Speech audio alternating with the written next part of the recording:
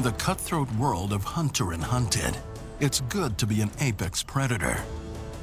Africa has several top dogs, but only one of them is an actual dog. Prey animals can meet their death by pack, pride, or ambush.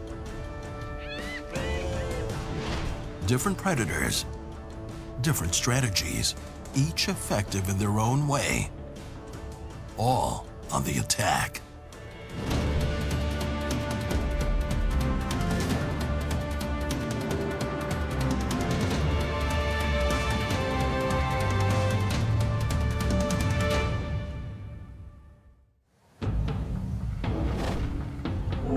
Lions, feared, revered, the legendary king of the beasts.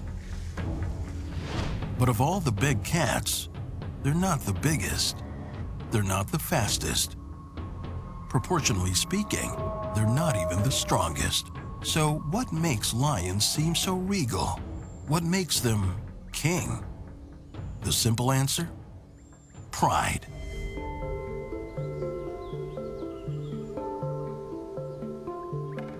Lions work together as a pride to kill their prey.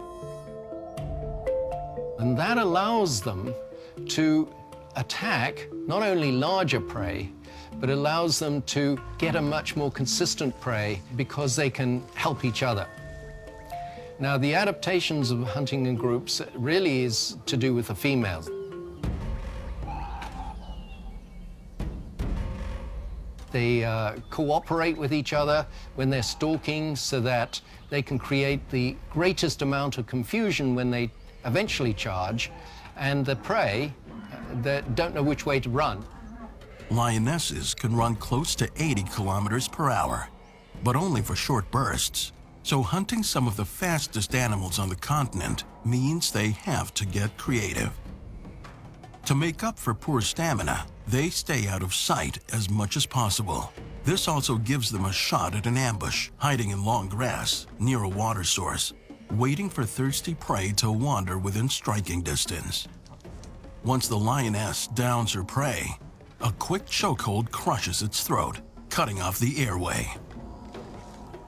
The pride then butchers the flesh with molars like meat shears. That level of teamwork reaches far beyond the hunt. Prides are made up of relatives. All of the females are related to each other, and therefore all the babies are related to each other. And they tend to all give birth at the same time. And that means that because they're relatives, the one female is perfectly happy to suckle any of the babies in the group. They may not be her own babies, but they're for sure going to be her grandchildren or nephews and nieces. So she can act as the nursemaid, and a wet nurse at that, while the other ones are catching the food and supplying the group. The males rarely hunt, but they contribute in a different way. They defend their territory and resources from competing hyena clans and other lion prides. The males patrol territories of up to 100 square miles, defending their turf from rivals. The stakes are high. An invading pride will kill all the local cubs and dominate the lionesses to swell its own ranks. Repelling an invading pride demands brute strength and strategy. New research suggests that lions can actually determine the size of a competing pride by counting its roars. With that information, they can decide to attack or hold back. It's like a finely tuned military operation, and the survival of their pride hangs in the balance. This devotion to the pride, essential to survival and unique among big cats, is why lions are rightly called king. Lions get all the glory, and hyenas get none. Demonized as ugly, noisy scavengers that steal other animals' kills, hyenas have an image problem. Fact is, they're misunderstood. Yes, they scavenge, but they're also brilliant pack hunters, downing large prey like wildebeests and zebra.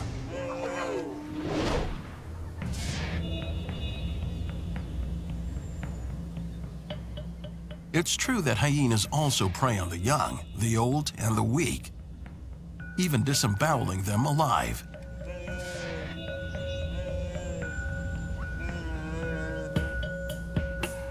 And they do it all with that big, ugly smile and a blood-curdling cackle. So it's not hard to see why hyenas are such an easy animal for people to hate.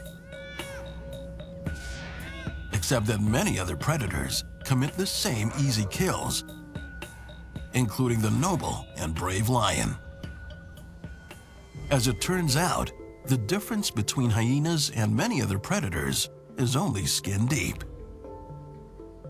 Despite their skulking scavenger reputation, hyenas actually hunt and kill 95% of their prey. Don't let their looks fool you. Hyenas are intelligent and even brave.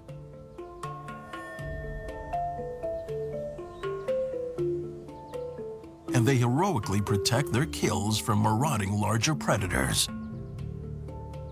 They care for each other and can hear a pack member's distress calls from 10 kilometers away. These adaptations have made them a Serengeti success story. Hyenas are much more numerous than lions are. We got maybe 2,000 lions in Serengeti. There's about 7,000 hyenas. Hyenas wear down their prey through sheer numbers and endurance. They count on the energy of the pack, not an individual, even taking turns leading the chase. By hunting in packs, it allows them to pull down bigger prey than they would be able to do if they were on their own. Once they've run their prey to exhaustion on the open plains, the pack moves in for the kill. For hyenas, hunting is a team sport, anything to get the job done. But the rules around feeding aren't open to interpretation. This is a matriarchal society. Females rank highest, so they eat first, then the pups, and then the males. Any hungry jokers who get caught jumping the queue will get a walloping to remember from the boss lady. They also must endure the pestering of obnoxious and higher-ranking juveniles, or risk violent reprimand. Savage brutality isn't the only method of discipline. That shrill cackle can also be used to resolve disputes. Studies have revealed that the pitch of a laugh reveals age, and the frequency indicates social rank. We only get these packs out on the open, treeless plains of the Serengeti. Once you get into the woodlands of the Serengeti, which is 2/3 of Serengeti, then the hyenas are solitary and they feed only on small prey. Because they can adapt to whatever the Serengeti has to offer, they will almost never go hungry. A recent study conducted at Duke University pitted chimpanzees against spotted hyenas in a battle of wits. To be clear, spotted hyenas are not smarter than chimpanzees, but amazingly, they are fully capable of outperforming chimps in cooperative problem-solving tests. 2 chimpanzees required extensive training and cooperation to complete the same challenge the 2 spotted hyenas were able to crack in just a few minutes. In the wild, this problem-solving teamwork can be the difference between life and death. Traditionally, people think of hyenas as being scavengers. In fact, they're only scavengers under certain circumstances, often when they're on their own, when they're hunting singly. And they're obviously extremely successful because they're very numerous in our system. Even scavenging sometimes takes ingenuity. If hyenas see vultures circling in the distance, they know where to go for an easy meal. Spotted hyenas weigh 80 kilograms. That's half the weight of a lion, but incredibly, they have the same bite force, 900 kilograms per square centimeter. So if they find bones already picked clean, they can still crush and eat them to extract the nutritious marrow inside. A big cat wouldn't bother, and that alone is a reason why these incredible survivors deserve more respect. They might not be pretty, but hyenas always get the last laugh.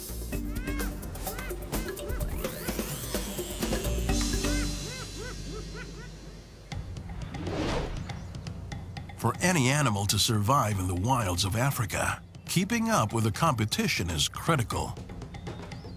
Some use strategy. Some use strength. Cheetahs use speed.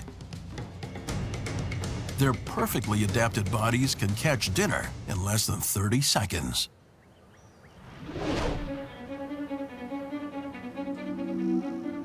Leave the brute strength to the lions and hyenas. At less than 80 centimeters tall and barely 50 kilograms, the cheetah is built for speed.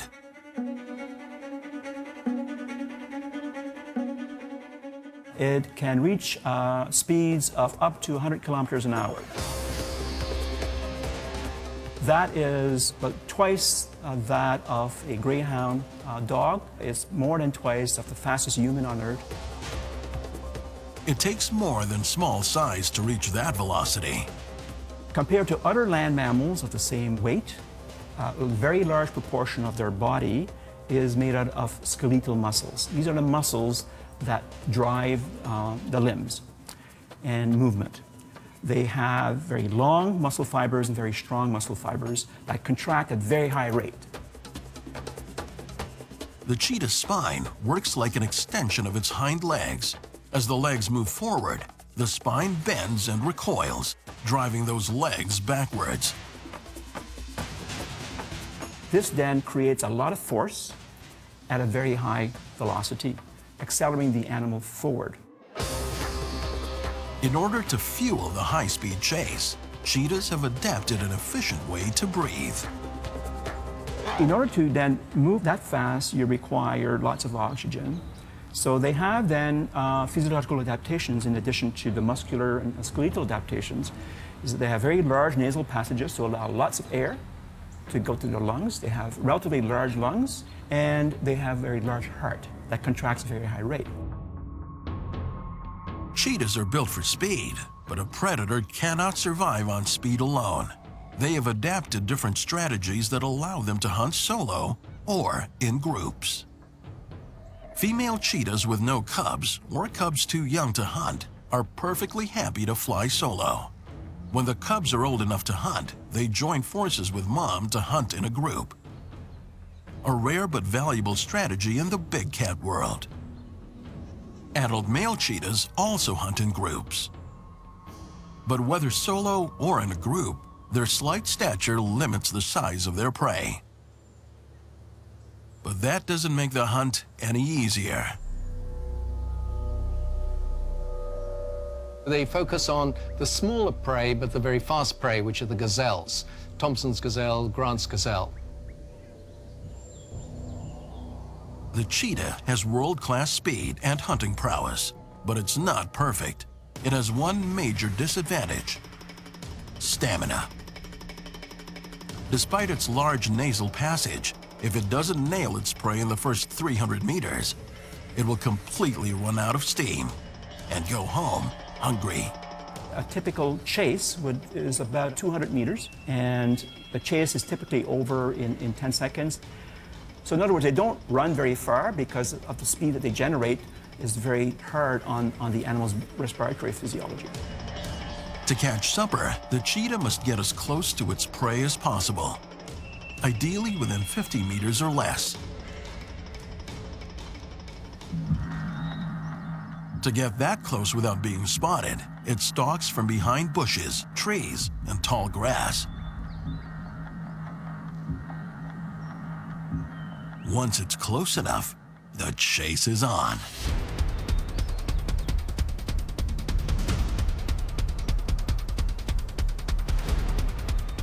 They can't outrun the cheetah, so they zigzag. And the cheetah then, in order to catch the gazelle, has to also zigzag. very rapidly.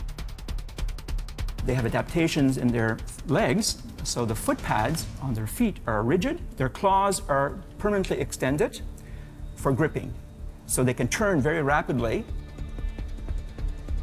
It knocks its prey to the ground, grips it by the throat, and strangles it to death.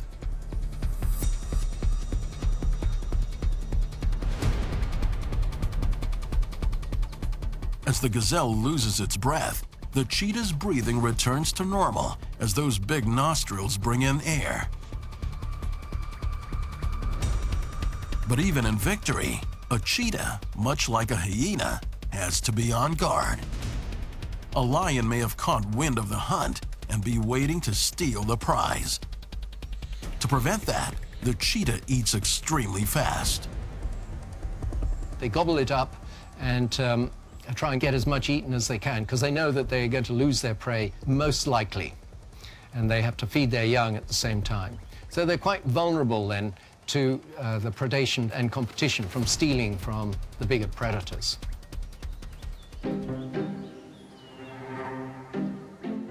All predators face challenges, but you gotta eat. The cheetah has astonishing speed. It's what they're known for.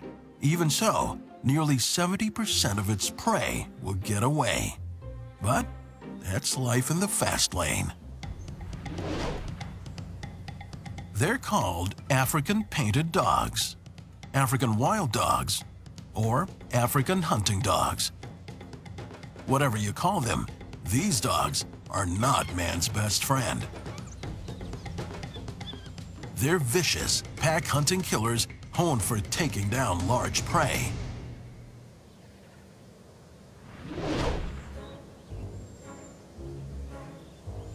This is not your average Fido, Rex, or Rover. They are African painted dogs. These distant cousins of domestic dogs know that there's strength in numbers. They live in packs of up to 30.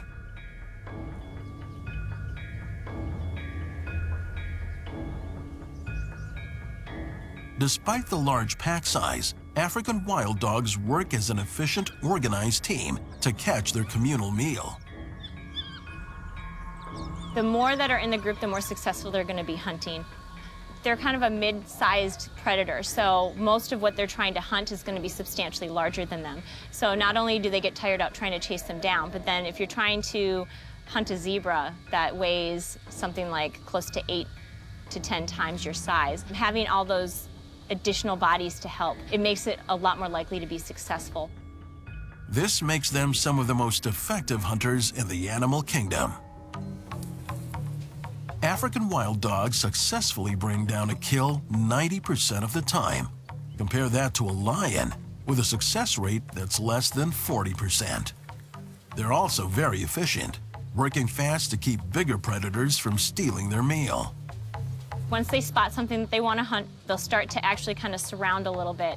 They'll kind of run relays a little bit. So as the one starts to chase, as they tire off, then you have other ones that can take their place. So they kind of will leapfrog through the process, and then whoever can actually get a hold of the animal first will try to stop that animal. A lot of times they'll actually go for like the abdomen. A dominant breeding male and female leads each pack, comprised of their offspring and relatives, with males greatly outnumbering females. The group bond is so tight that they're one of the few species that mourns the loss of a pack member. And unlike other predators, such as wolves, if the alpha pair were to die, the pack will completely disband and start over. Their pack mentality extends beyond their hunting abilities. In fact, for a pack of wild dogs, they are surprisingly non-confrontational. Extensive studies on these maligned and misunderstood animals have revealed unbelievable things. Outside the odd scrap between dominant and subordinate females, they run a very peaceful ship. They even maintain their own social support system. Bonding is regularly reinforced with friendly greeting rituals. They jump, squeal, wag their tails, and lick each other's faces every morning. Painted dogs will actually take on full-time roles suited to their skills. Long-term observation has documented males giving up hunting altogether to take on the full-time role of nanny, minding the pups while the pack hunts. Others have been observed taking on the sole responsibility of head nurse, bringing food to sick packmates and nursing them back to health. It's a near-utopian team concept, not the behavior you'd expect from a pack of wild dogs. All of the pack members will actually contribute to caring for any weaker members. For the pups, for example, every single member contributes to feeding them. They contribute to protecting them, playtime, etc. They're all very focused on those pups and making sure that they have what they need. No two wild dogs have the same painted patterns. Scientists suspect the coloration might help them during the hunt, but no one really knows. What scientists do know is that these dogs are incredibly skilled at communicating, with vocal diversity that's comparable to dolphins. Not only do they bark and growl like a domestic dog, but they also make high-pitched chirps and long, loud howls to keep track of each other across great distances. As with a lot of different species, they do have different calls that they'll use for different situations. We can tell what the vocalization means. If we separate the group for any reason, like sometimes we'll bring the male in to feed separated from the female so that he gets a chance to actually eat without being pestered. And the two females outside, they'll do the long call, and you know it's specifically his call, that they're trying to track him down. Working together is the key to the painted dog's survival. As members of a pack, they're strong, effective, and incredibly intelligent, making them some of the most proficient hunters in the animal kingdom.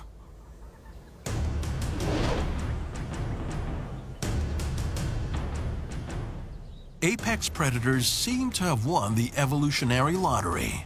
These species hunt and kill with superior strength and attack with impressive strategy and mechanics. They are at the top of their game and at the top of their food chain.